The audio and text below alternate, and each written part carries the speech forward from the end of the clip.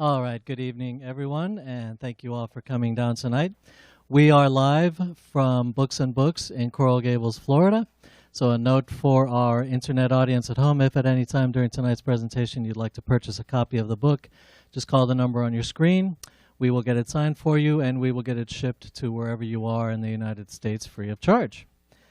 This evening, Books and Books is very happy to present Mr. Austin Kleon and his new book, Show Your Work, 10 Ways to Share Your Creativity and Get Discovered.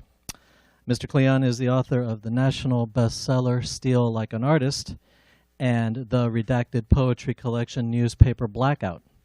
His work has also been featured in the New York Times, the Wall Street Journal, and on NPR and PBS.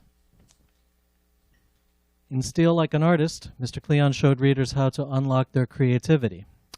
Now, in an even more forward-thinking and necessary book, he shows how to take that critical next step on the creative journey, getting known. This book's been getting fantastic reviews. I have a quote here from Daniel Pink, who is the author of To Sell is Human and Drive. He said, Austin Kleon is one of the brightest new minds on the creative landscape. Show Your Work demonstrates why. Tonight, Austin is going to be in conversation with his friend, the local author, Hugh MacLeod. Please give a warm welcome to... Yes. Please give a warm welcome to our Austin and Hugh. Thank you. Thanks Hi. so much. So my name's Hugh MacLeod. Live in Miami. I'm a cartoonist. I'm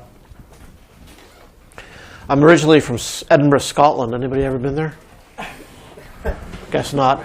Ended up. Excuse me. Actually, no. James Bond went to my old school. That's another question.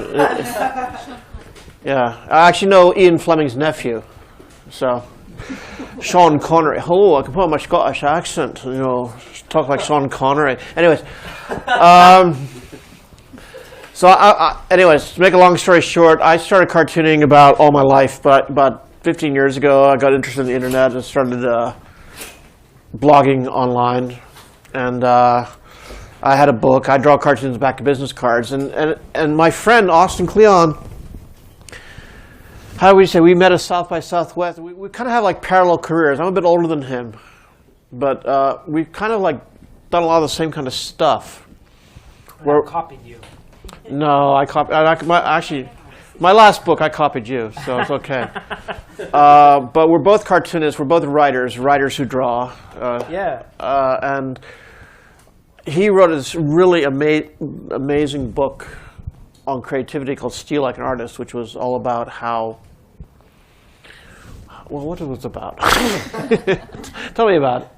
Tell me the thesis of Steal Like an Artist. Steal Like an Artist, you know, usually when we talk about creativity, there's a big emphasis on being original.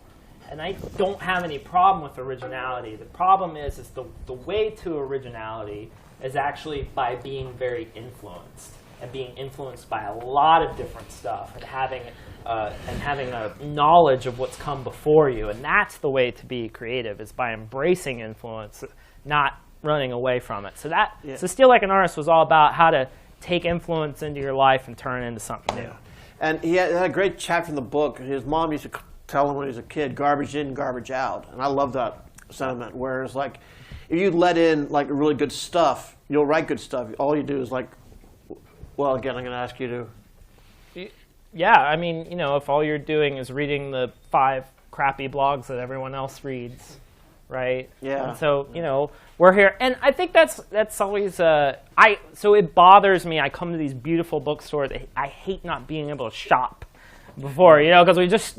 but this place, being in this place, you know, I was just talking to Kathleen. She's helping me out, driving me around today. And I said, I hate writing. I hate writing. What I really love to do is read. And so for me, being a writer is a way, it's just an excuse for me to be a professional reader.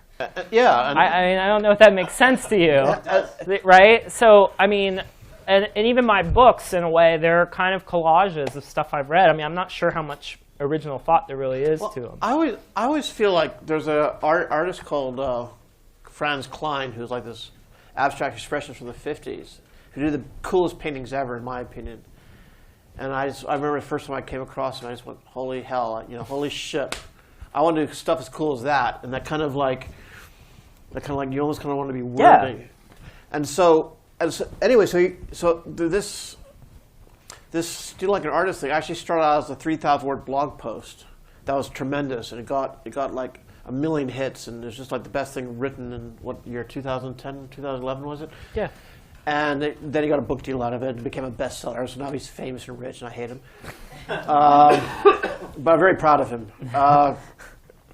Because when we met, I had my first book that came out, which was doing pretty well at the time, and that's what we kind of. Do you have a copy? Is Ignore Everybody here? I do have a. I got. Yeah. Go get your book so we can show it. Yeah. Do you have your? book? She's got. Oh, look at this. Do you have your Feel book? Like an Artist. Yeah. Yeah, I have my book. It's a really wonderful book. Yeah. This is. Here, put it on the table. See, this is my book. Put it on the table. This is my book called Ignore Everybody, and no, it's his. We're talking about his books.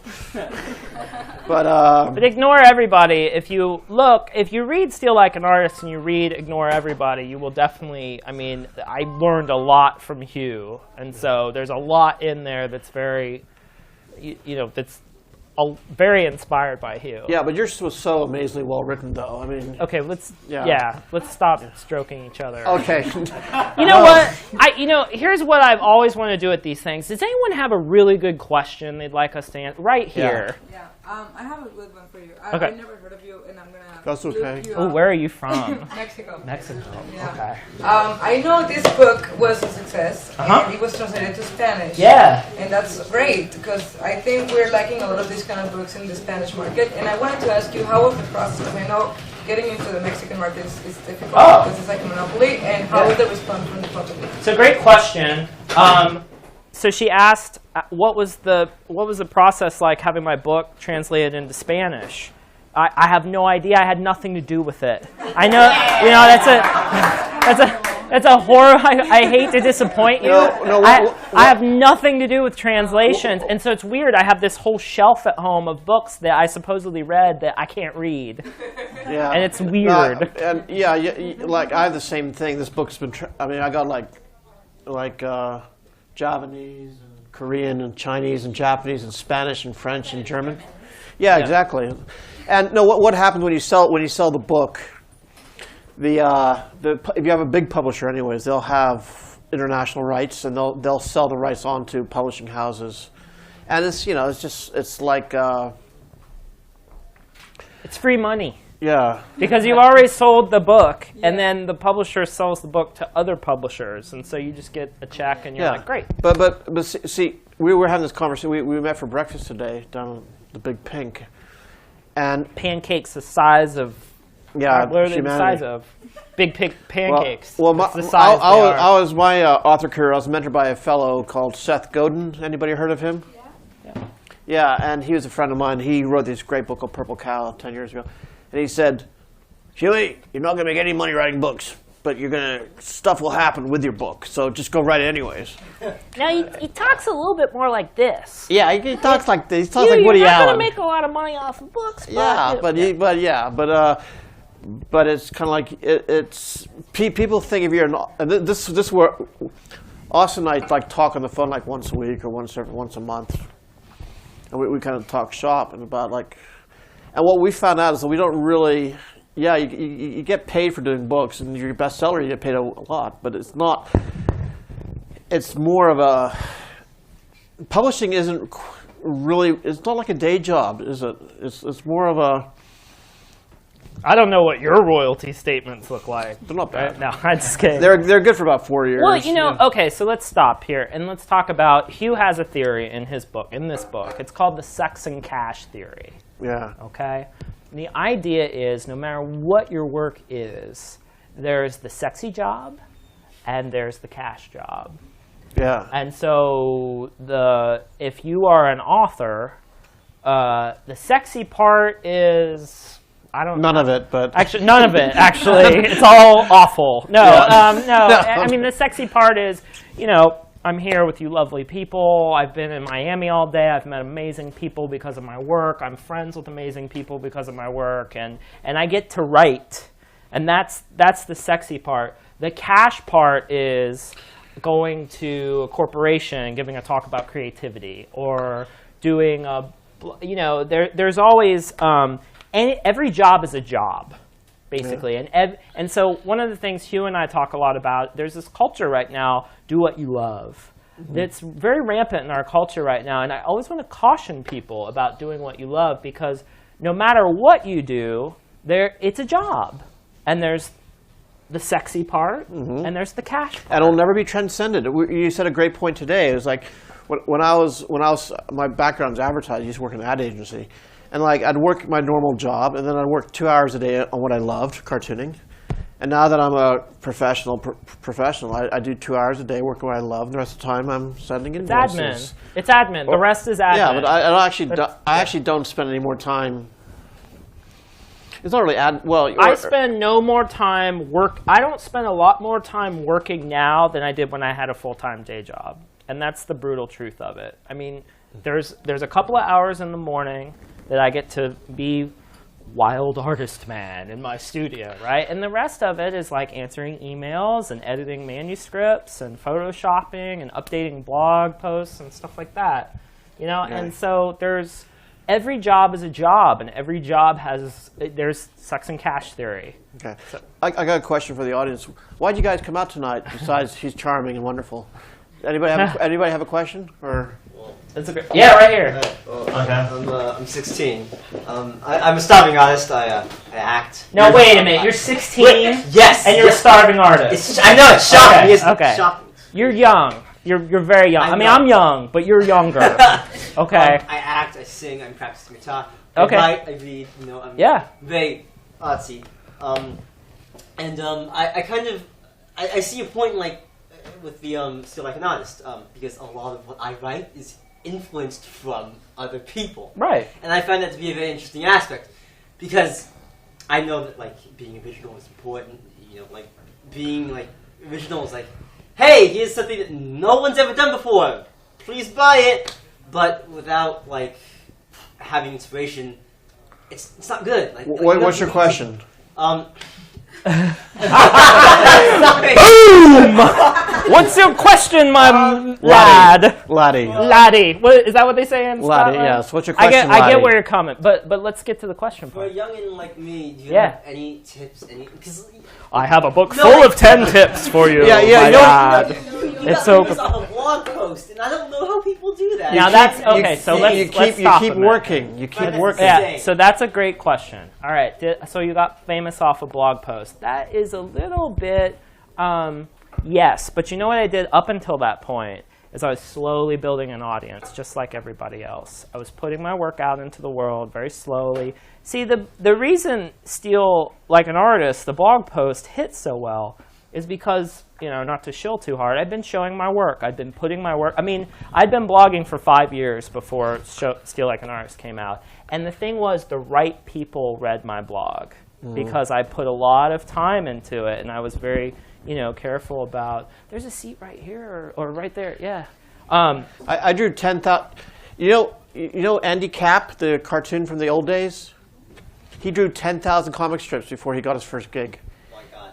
Yeah, so that's kind of. By the way, for you, I'm super artsy, but I can't draw. Do you have any helpful tips at all? Yeah, practice. Practice. Go to drawing classes. Practice. Yeah, start copying. Practice. Yeah, but Get better. Look, here's the deal. You're gonna have to put the time in, and you got lots of time. So I was talking to my friend. Let's pull it back to the do what you love thing. I was talking to my friend Stephen Tomlinson, and he has a great TED Talk online. Look up Stephen Tomlinson, and it's in Steal Like an Artist. I talk about him. But basically, Stephen did a talk. He has 3 things that he loved when he was a kid. He loved the seminary, he loved preaching and God. He loved business, and then he was a playwright. And so he went into because he seemed like a guy that's interested in a lot of things, right? Yeah. So he went into his advisor. He said, "Which one should I pick?" And his advisor said, "That's the dumbest question anyone's ever asked me." He said, you pick them all.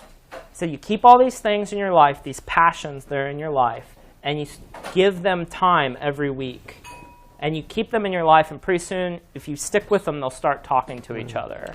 And a living might not emerge, but a life will. And pretty soon, something will happen. Yeah, I read a great line today. It said, "So you want to be a writer? That was your first mistake."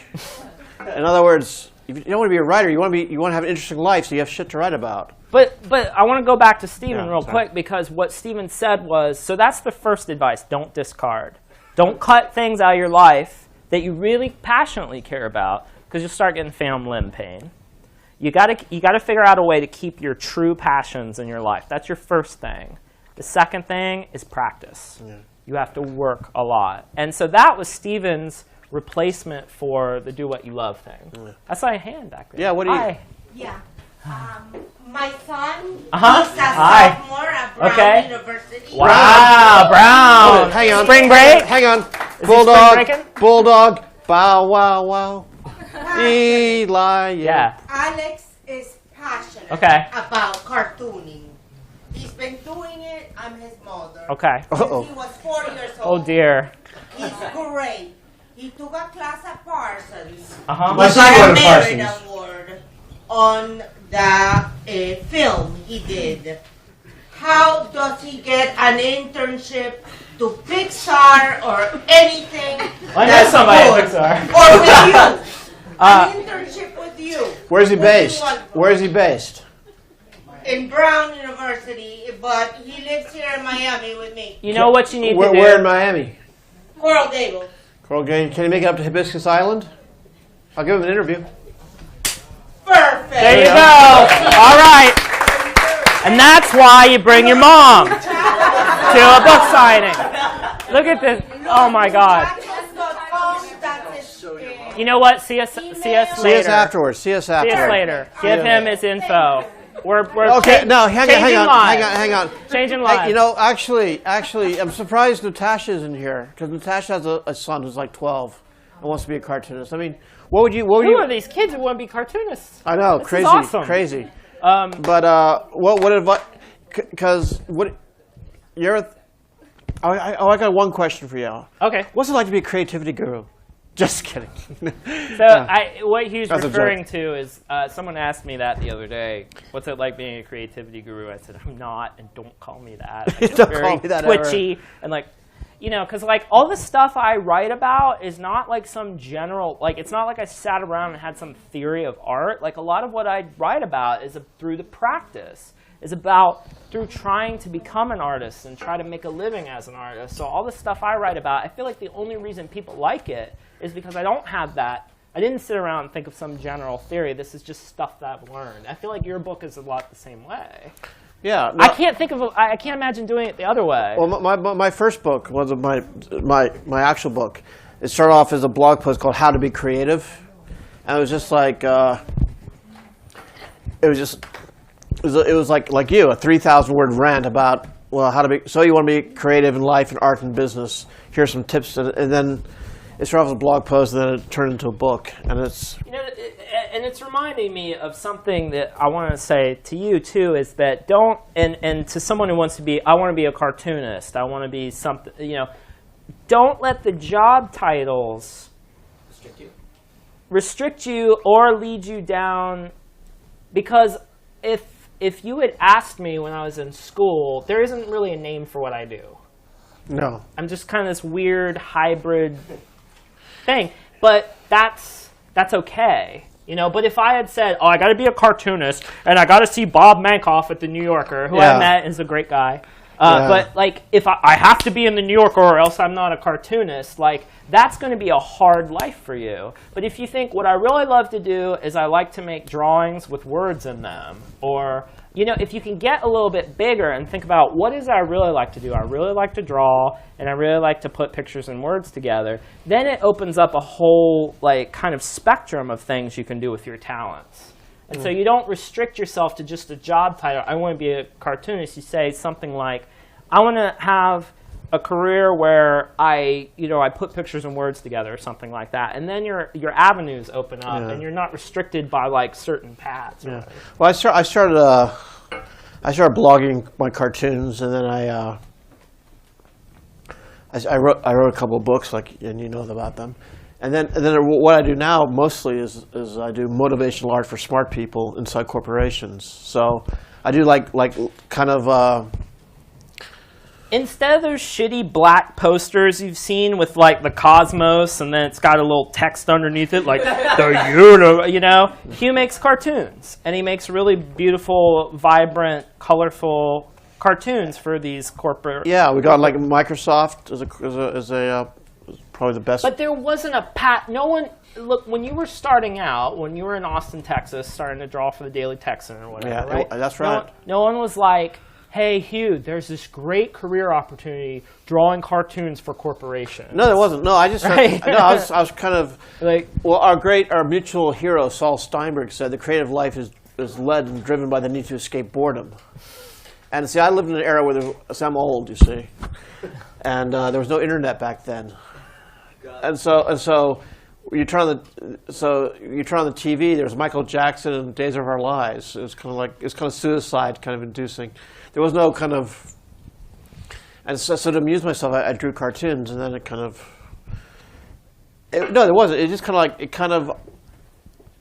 the best careers kind of just sort of happened. I mean, you look at Gary Trudeau, Doonesbury. He was just like doodling away at Yale in the late '60s. And so that was your first book, and then because. So my new book, Show Your Work, it came basically it happened here only 2 years ago. Basically, not here, because I've never been here, which is beautiful, but it happened on book tour for my last book. Because when Steal Like an Artist came out, I got this question over and over: how do I get famous? How do I get my stuff out there? How did you do it? How do I get an internship? How do I get an internship? Right? Yeah. And so all those questions are about self-promotion, basically. They're all about how do I market myself? How do I get my work out there? Because there are millions of people, people working coffee shops who have an inkling of talent. People people who just graduated from college, and they're all talented, and they all have work ethics, and but the world to them is. I mean, if I think of your son, ma'am, hello. I'm here. Yeah, no, but if I think of when I was that age, looking at the New Yorker, how do you become a? How do you do it? Well, it's actually a damn good book, and I'm not just. So anyway, yeah. Yeah. But what I noticed is that people I looked up to, the people I tried to steal from, the people that I really admired. They didn't think about self-promotion. They weren't thinking about self-promotion. They were doing something different. And I think what it came down to was they were sharing. They basically had this kind of ongoing, day-to-day sharing that they did. What they basically, people like Hugh do online so well, is they let you along on their creative journey. They don't wait until they've made the perfect cartoon and they post it online or they put it in the New Yorker. It's basically like Hugh, how he's operating right now. He'll do a cartoon, put it on Instagram immediately. Yeah. Well, right? let me wind the clock back to about year 1999, 2000 when I first started going online, and my job was in advertising. I was living in New York, and all those advertisements you never saw, those were mine. Okay, and my career was kind of tanking, and I'd send my stuff out to book publishers. I sent my stuff out to whatever. I got rejection slips and everything, and then I've been late because in advertising you get laid off a lot. You find yourself unemployed a lot, and you're just I was kind of at a low point, and and back then, how do you get a job with Pixar? How do you get discovered by Disney? How do you get a record deal? How do you get discovered by Puff Daddy? How do you get picked? How do you get a job with Lear Burnett? How do you get a job with the New Yorker? How do you whatever? And I was fed up with being passed by. And I said, you know what? And it came to me in a blinding flash: 10,000. I said, I need 10,000 people to give me money once a year. Like a T-shirt, a book, whatever, a couple bucks. Let's say I make $10 on a T-shirt per customer. That's $100,000. I can live on that. If I can get that, then I don't have to. I don't have to talk to Bob Munkoff. I don't have to get a job with Pixar. I don't have to get a job with the BBC. I had an animation deal with the British Broadcasting Corporation that went, for years, that kind of went pear-shaped. I thought, okay, I want 10,000 people out there who like my stuff, who want to give me money once a year. What's wrong with that? And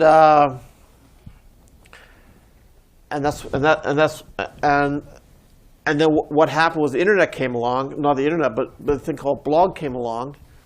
You could build it yourself. So all of a sudden, I had cheap, easy global media. Cheap, easy, global. I could write whatever I wanted, when I wanted, to whoever wanted to read it. It cost me nothing, and I had no money then because I was broke and unemployed. And then it kind of just, and I kind of knew it would happen that way. And I did that for about 4 or 5 years, and then I figured out, and I kind of messed around with things, and I turned it into a business. And now, Gaping Void's, it's a pretty substantial business. But it wasn't like waiting to be selected by. Now, it's great if Pixar hires your boy because he'll get a hell of an education. But the best way to get hired by Pixar is to have a kick-ass blog where you're already drawing your own stuff. Yeah. Because the first thing that's going to happen when you go to Pixar, they're going to say, all right, kid, well, what have you done? Yeah. What do you have to show us? Your potential means jack to us. A site on the internet. Okay. Yes. Yes, we know that. Yes. Okay. All right. Okay. So this is the self-promotion. This is old self-promotion. Is what we're. Mama is in the old. No, this is actually a really great. Okay, so this is a really great illustration of our old idea of self-promotion. You're somewhere, and if you shout loud enough, and you have a site, people will go. Right? But this is the old model of self-promotion. And this is the new one. Show your work. This is about, you don't shout, you don't stand on a corner and shout. You put your work out there every day. And you put your work online, and you put it out there, and you let people show up. You let people come to you because you don't find your audience, they find you. And that's how it happens. Yeah, that's how, It took, and I'll confess, I mean. It's going to take you a while. It took 10 years, but you know what? That's all right. It's all right. You're young. Yeah. Okay, I'm not so young. All right. And I'm not so young. I'm underemployed. I'm working a crap job. The hours are never what I think they're going to be. And I basically have to scrabble for any time to write or blog or even just journal. So I understand. What do you do? What do you do? How do you let me have a look. How do you not fall into soul suck? Well, the thing. Vodka. Can I get vodka? Yeah. Well, the reality is, your life isn't any different than anybody else's.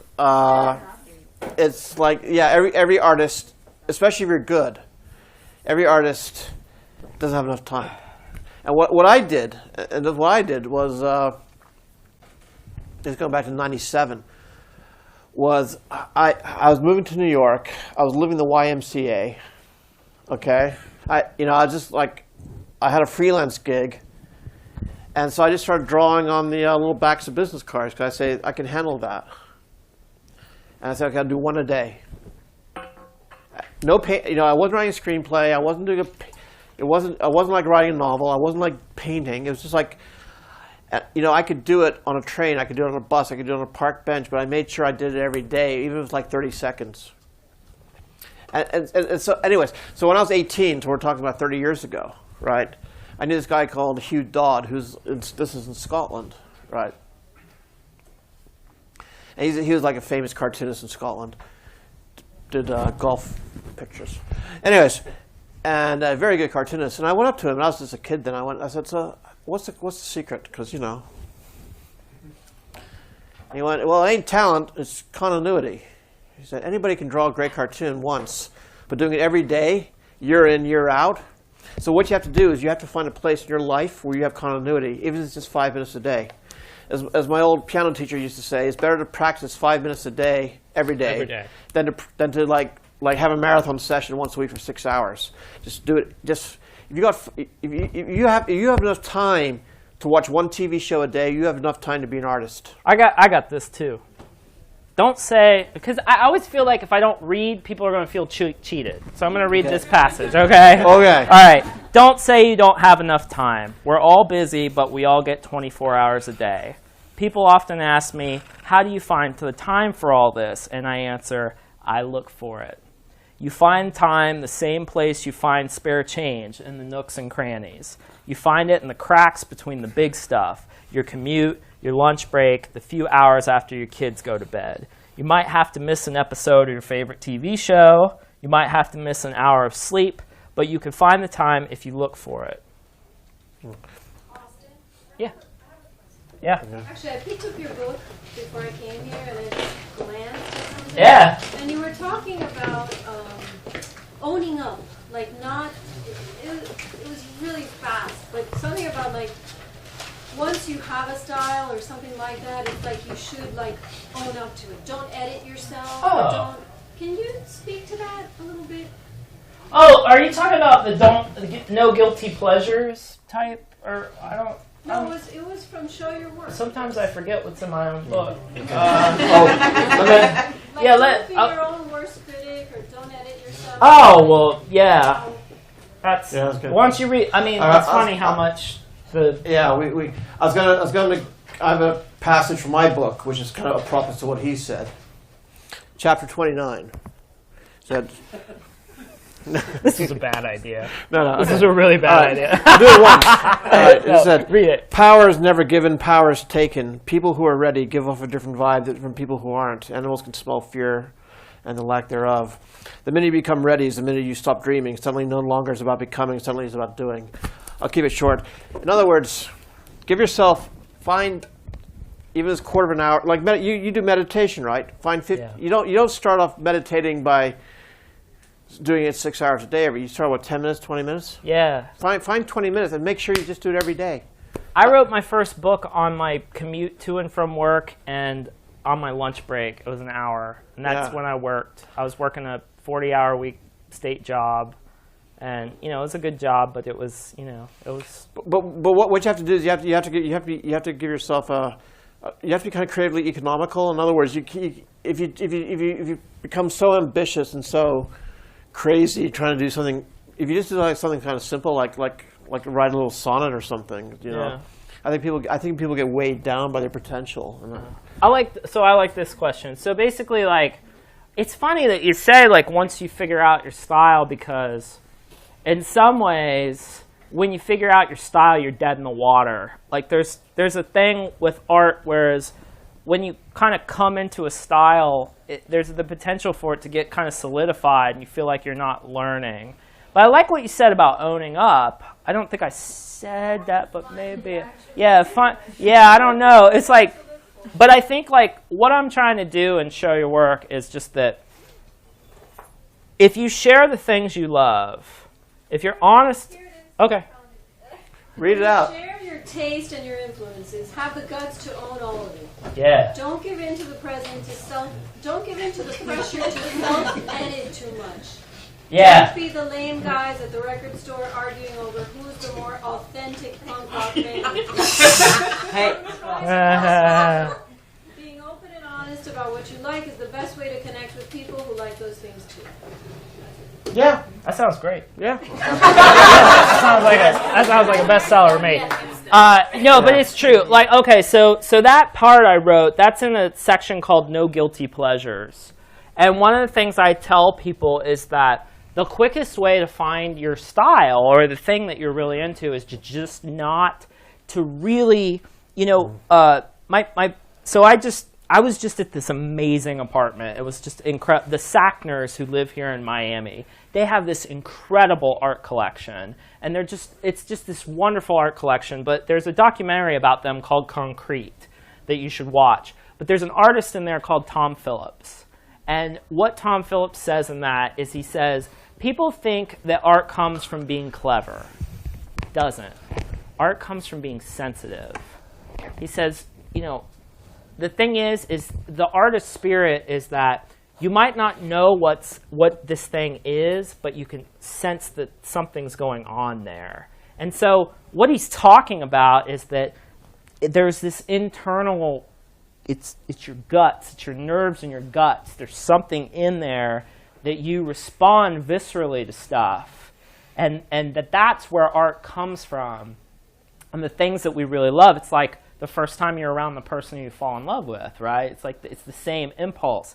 And what you need to do is make sure that this doesn't get squashed by this. Because when you go to college, or you go take say you love, you start reading Harry Potter when you're a kid or something, you know, or whatever. You love this thing and it means something to you. And then you go to college and they tell you it's not real literature. There's this other stuff, right? We've all had that happen. You love this thing and then you meet these dickheads out there or whoever, like, oh, well, that's not real stuff, you know? And you have to squash that, because the thing is we're drawn to our work by other work, and this thing here will get you way further than what's up here. And so you have to be able to own your influences, to own the stuff that you love, you know, and not let the douchebags at the record store tell you that Green Day isn't cool. Yeah. You know what I mean? Well, there's also, there's also, I think, when people, especially when people get like, you know, I want to do this. I remember the first time I decided I wanted to draw cartoons of a professional level. I went out and bought all the books and bought all the tools and became very serious. And then all of a sudden, here's a world-famous cartoonist sharpening his pencil and fantasizing about, Charles Schulz, yes. And what happens is people get caught up in the kind of meta narrative, and that's the worst thing you can actually do if you want to. Who here kind of is is creative, like writes or does stuff, or I know you do. Yeah, it's kind of like it's kind of. I'm concerned about everyone who didn't raise their hand. Yeah, actually. Who wants to be creative? Who wants to be creative? Who has something that they're. Who knits, or who plays an instrument, or who goes out dancing? All these hands should be raised. If you don't have, if you don't have this thing in your life, creativity. This is one of the things that's been bothering me personally, as just someone who does what I do. Is I get this question all the time: how does he make money off it? He loves to draw. How is he ever going to make money off it? We're not guaranteed a living from this stuff. What we're guaranteed is a life. You don't draw because you're going to make money off it. You draw because you love it. And the thing is that I think we're increasingly, as a culture, we're getting away from the arts as something that makes your soul grow, as Kurt Vonnegut said. We're getting away from this idea that the arts are there to make our lives better. They're not there to make us money, necessarily. And so, thanks. Thank you. I'm just ripping here, but I think, like, just to like finish that sentence up. This is what I think is a little bit wrong with the do what you love thing, because the bottom line is not everybody's going to be able to do what you love, because while everybody's doing what you love, who's keeping the toilets running? There's work to be done in the world, and what's important is to keep that little bit of time for yourself. Keep that hour where you do that thing that feeds you. And then you pay the bills however you got to pay your bills. Well, when I sit down. I'm going to step down off the soapbox. Boy. I'm going to fall over. No, the thing is, the first, 5-10 years I was drawing cartoons, I wasn't doing it for the money. In fact, I was deliberately not doing it for the money. I was doing it for my own little kind of because you were in an ad job that was like... Yeah, I paid fine. Yeah. I was perfectly happy. Yeah. I just like... This was like the late 90s. There was no phone, so I had to do something at the bar. There were no. I couldn't play Angry Birds. So I had these little. I drew on the back of my business cards, and that's kind of started off. And what? Hey, how are we doing on time? The admin. What time do we have to wrap up? May I ask, at the risk of hogging this Q&A session, can I ask you something else? Let me get a time thing. How much time left? We got about 15 more minutes. Oh, okay, great. Okay, yeah, you can ask what you want. Yeah. Because you're not a creator in the digital universe. Yeah. And I know that you're touted as a kind of expert. Although this is pretty real. It's kind of out in the world. You give talks about it, and you're supposed to be an expert in the digital world. So Excellent. Can you just share like some of the things you've learned and what makes being a creator in the 21st century different from being a creator in the 19th? Hugh just nailed it. I mean, he already said it. He said cheap, global, easy media. And I mean, what is happening now is the old idea is I got to get a gallery show. I got to meet Bob Mankoff and get my cartoon in the New Yorker. I've got to meet the guys at Pixar to give me a job. Right now, like the thing that's happening is that if you want to be creative, if you want to run your own show, it's already there for you. You can run your own show. But the interesting thing about the digital age is this isn't new. This isn't new stuff. If you go back to the 80s, look at some of the punk bands in the 80s. Look at the underground rock and roll in the 80s. All these people were figuring out we don't have to wait for a record company to come to us. You know, I met a guy called Paul Weller who The Jam. who sang in a band called The Jam. Anybody remember them? And I met him in London about 10, 15 years ago, and we shared a table at a coffee shop, very kind of cinematic. And In the city, there's and I was saying, yeah, that's so cool. He said, yeah, well, we just thought it was DIY entertainment because no one else is going to do it for us. Yeah. And so, you know, you save and we made the music we wanted to hear. yeah, and we made it for us by us, and it was just like DIY entertainment. That's the exact words. And because you got to remember when he was making his music, it was the era of Emerson, Lake and Palmer, Right. And, Foreigner, remember Foreigner? You know, Yeah. Remember the Kill Yourself bands? Yes. Like, you know. So I think one Yes. book. Remember Asia? Because we're in Yeah. So yeah. we're in a bookstore. So one of the books I think is so great about this era, or a little bit later in American Underground, is called Our Band Could Be Your Life. It's by a guy named Michael Azerrad. And it's all about this group of underground rock and roll bands in the 80s and how they created their own network before the internet. How they got out there and they did their stuff. And I'll tell you, the best band in there, or one of the best, the Minutemen, those guys all kept their day jobs. Yeah. So I mean, what we're facing here is like the question of how do I make great art, and then how do I make money? They're actually kind of different questions. Then you have people see the movie with Buddy Holly. Sign this piece of paper, boy, it'll make you a star. Right.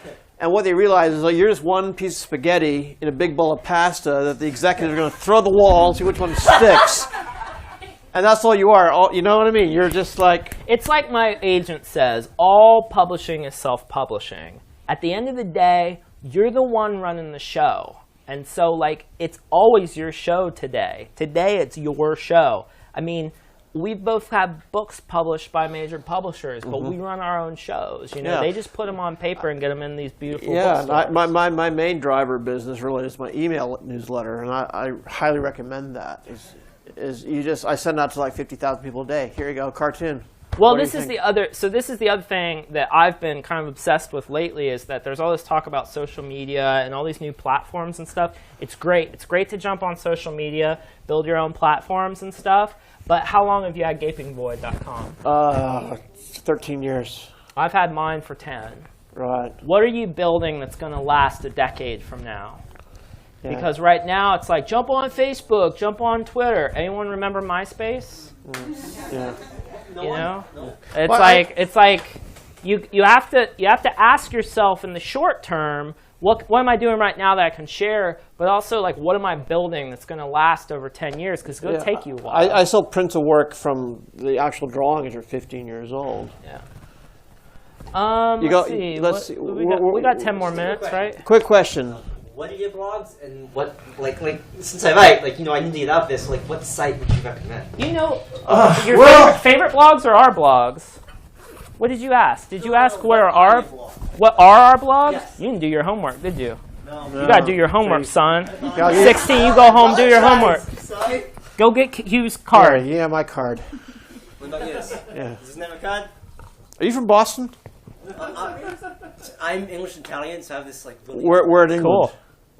We're in England. I'm adopted, so I don't know anything about my past. It's really weird. Oh my goodness. Really odd backstory. I have learned a lesson. I will never start with from? Q&A again. Thank you, Books and Books. Anyone got another question? Because we're already in the back. Oh, okay. I was really impressed with this book. I thought it was going to be all about being an artist, and I'm not an artist. And I picked it up because it was a job, and I started flipping through it, and then I read it, and I was like, this applies to life in general. But how did you become so wise? I've spent the day with you. Yeah. You're brilliant. He's an asshole. I do my homework. Exactly. You're 16. You are 16, going on 17. Oh No. God. All right. So no. Here's the thing. Like, I love that question. Because I get that once in a while. Because I bump into older folks. People who are retired or whatever. And no, but like they say like, how did you get this stuff? You're pretty young. I'm 30 years old, And I say, because I've been ripping off people your age for 10 years. I listen. I do my homework, right? I'm listening. I'm out there. Like, my books are like, it's like a synthesis of people in my life that I look up to and that I learn from. And so, like, that's what I did, and still, like an artist, I was trying to say, like, you need to look to the people who have come before you and learn everything you can about those people and see what they did. And the thing that you do is you study those people that came before you, see what they did and what they did with their contexts. Like here's a book by a guy called Paul Arden. What are you showing his book for? What is book? No, it's similar genre. He taught me at college.